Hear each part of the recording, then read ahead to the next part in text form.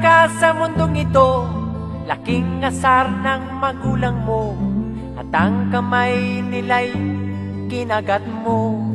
Aray!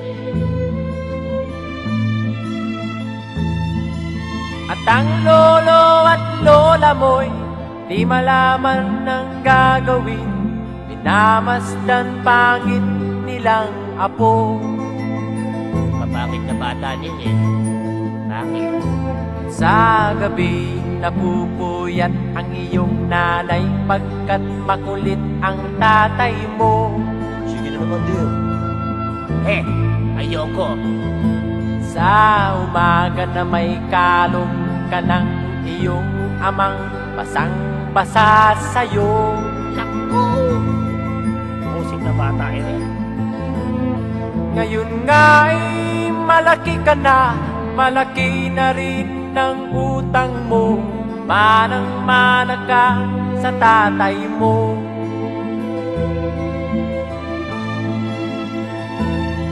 Ikaw nga ay biglang nagbago, naging matigas ang iyong ulo, kaya tinawag kang Totoy Bato.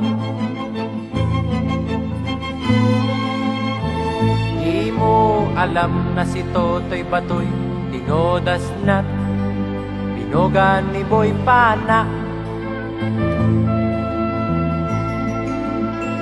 Di mo alam na si Totoy Bato'y tinodas na't pinana ni Benboga.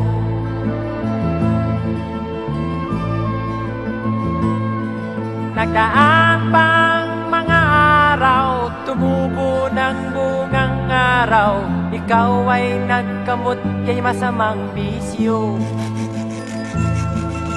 Ang kati?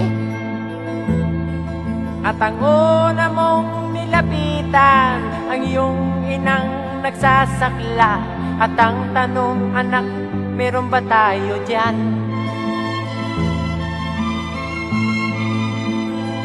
At yan natatapos ang awiting anak na aming pinalitan.